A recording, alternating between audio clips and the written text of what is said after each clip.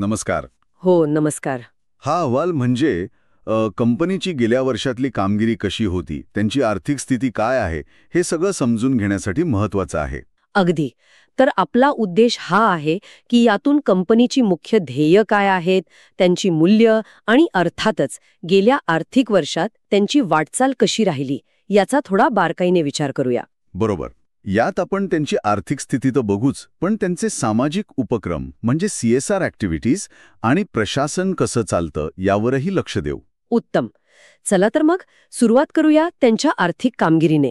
आकडेवारी खरंच काय म्हणतात त्याला प्रभावी आहे. हो, नक्कीच. कंपनीचा निव्वळ नफा बघा, जवळपास दुप्पट झालाय. म्हणजे आर्थिक वर्ष 2022-23 मध्ये 1959.35 कोटी. मागच्या वर्षी हा आकडा 1011.04 कोटी होता. अगदी मोठी उडी आहे ही. आणि कर्ज व्यासातून मिळणारा महसूल पण वाढलाय.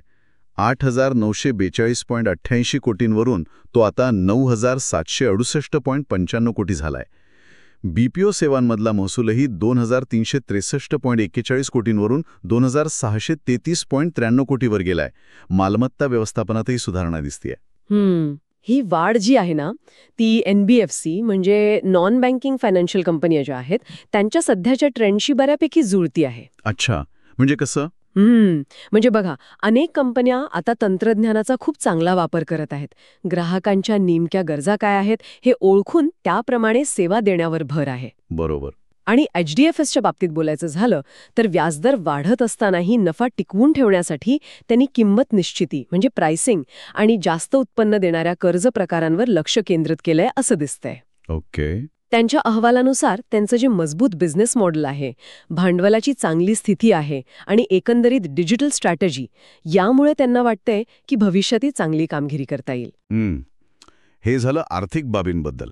पण त्यांचा जो ग्राहक केंद्रित दृष्टिकोन आहे त्याबद्दल काय सांगाल? देशभरात मार्च 2023 पर्यंत 1054 शहरांमध्ये त्यांच्या 1492 शाखा होत्या. एवढं मोठं नेटवर्क. हे खूप महत्वाचं आहे. या नेटवर्कमुळे काय होतं की ते फक्त मोठ्या शहरांपुरते मर्यादित राहत नाहीत. अच्छा. तर छोट्या शहरांमध्ये, निमशहरी भागांमध्ये पोहोचायला मदत होते. तिथे मग स्थानिक पातळीवरच्या गरजा समजून घेणं, तिथलं ज्ञान वापरणं शक्य होतं. पण फक्त शाखा असून चालत नाही का? तंत्रज्ञानाची भूमिका इथे खूप महत्वाची ठरते. ग्राहकांचा डेटा वापरून त्यांच्या गरजा अधिक चांगल्या प्रकारे समजून घेणं आणि मग त्यानुसार पटकन सेवा देणं. यामुळे नक्कीच ग्राहक समाधान वाढत असणार. अगदी. आणि व्यवसाय वाढीसाठीही ते आवश्यक आहेच. आणि हो, त्यांच्या मूल्यांचा उल्लेखही महत्वाचा आहे. प्रामाणिकपणा, सचोटी, आदर, यामुळे ग्राहकांचा विश्वास टिकून राहतो. बरोबर. आता व्यवसायाच्या पलीकडे जाऊन त्यांच्या सामाजिक जबाबदारीबद्दल म्हणजे CSR बद्दल बोलूया. अहवालात काही खास उपक्रमांचा उल्लेख आहे? हो, नक्कीच. त्यांनी बरेच उपक्रम राबवले आहेत. एक आहे ट्रान्सपोर्ट आरोग्यम केंद्र. हे काय आहे? हे ट्रक चालकांसाठी आहे. त्यांना मोफत फिजिओथेरपी दिली जाते.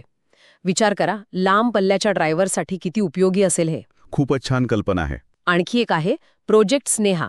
हा किशोरवयीन मुली आणि महिलांमधला ॲनेमिया म्हणजे रक्ताची कमतरता, त्यावर प्रतिबंधासाठी काम करतो. हे पण महत्वाचं आहे. आणि पर्यावरणाबद्दल? पर्यावरणाच्या बाबतीतही त्यांनी काम केलंय. म्हणजे 75,000हून अधिक झाडं लावली आहेत, 19 तलावांचं पुनरुज्जीवन केलंय, 133 पाणी साठवण संरचना उभारल्या आहेत. त्यांना यासाठी पुरस्कारही मिळाले आहेत. हे उपक्रम फक्त नावापुरते नाहीत ना? म्हणजे यांचं खरंच काही महत्त्व आहे का? मला वाटतं ह्यांचं महत्त्व आहे. कारण हे उपक्रम संयुक्त राष्ट्रांची जी शाश्वत विकास ध्येय आहेत म्हणजे SDGs त्यांच्याशी जोडलेले आहेत. अच्छा. म्हणजे उदाहरणार्थ आरोग्य SDG 3, आर्थिक वाढ SDG 8, स्वच्छ पाणी SDG 6, हवामान बदल नियंत्रण SDG 13, या सगळ्यांशी हे कुठेतरी जोडले जातात. यातून काय दिसतं की कंपनी फक्त नफा नाही बघत तर समाज आणि पर्यावरणाचाही विचार करते. बरोबर आहे. आणि यामुळे कंपनीची प्रतिमा चांगली राहतेच, पण कर्मचाऱ्यांमध्येही एक अभिमानाची भावना येते. हे झालं CSR बद्दल. आता जरा प्रशासनाकडे वळूया. एवढी मोठी कंपनी चालवताना निर्णय प्रक्रिया कशी असते? जोखीम कशी हाताळली जाते? त्यांच्याकडे एक चांगली व्यवस्थित कॉर्पोरेट गव्हर्नन्स सिस्टम आहे. संचालक मंडळ आहे, त्यात स्वतंत्र संचालक आहेत. मग ऑडिट, नॉमिनेशन, रिस्क मॅनेजमेंट अशा वेगवेगळ्या समित्या आहेत.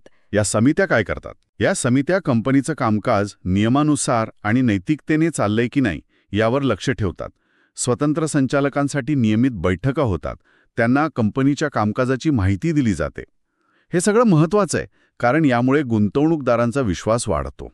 आणि जोखीम म्हणजे रिस्क मॅनेजमेंट. हो, त्यासाठी त्यांची एक ठोस चौकट म्हणजे फ्रेमवर्क आहे.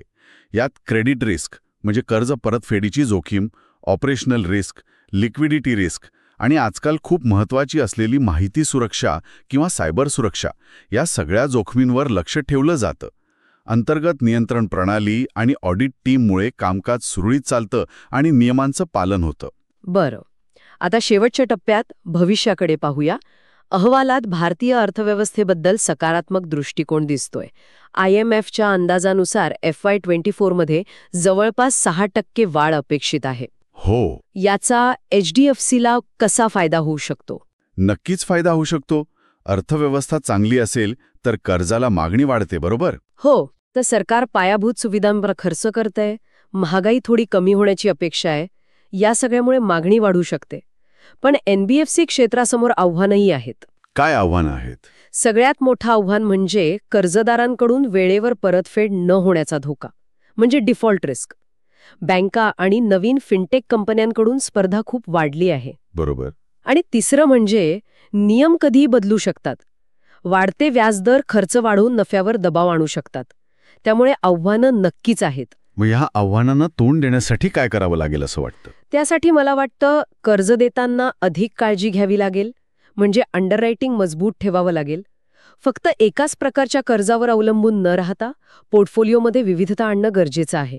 आणि अर्थातच खर्च कमी करण्यासाठी आणि चांगली सेवा देण्यासाठी तंत्रज्ञानाचा जास्तीत जास्त वापर करणं महत्त्वाचं ठरेल. अगदी बरोबर.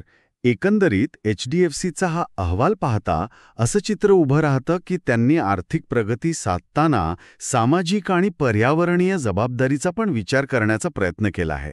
अगदी बरोबर. त्यांनी तो ताळमेळ साधायचा प्रयत्न केलाय. पण इथे एक विचार करण्यासारखा मुद्दा शेवटी उरतोच. काय? तो म्हणजे भविष्यात स्पर्धा अजून वाढणार आहे. आर्थिक परिस्थितीत चढउतार येणार आहेत. अशा वेळी कंपनी आपली नफ्याची उद्दिष्टे आणि ही सामाजिक बांधिलकी यांचं संतुलन पुढे कसं टिकवून ठेवेल? हा प्रश्न फक्त HDFC पुरता नाही, तर संपूर्ण वित्तीय क्षेत्रासाठीच महत्त्वाचा आहे. कंपन्यांची भूमिका आता केवळ नफा कमावण्यापलीकडे जाऊन समाजावर सकारात्मक परिणाम करण्याकडे कशी वळते आहे, हे पाहणं खरंच औत्सुक्याचं ठरेल.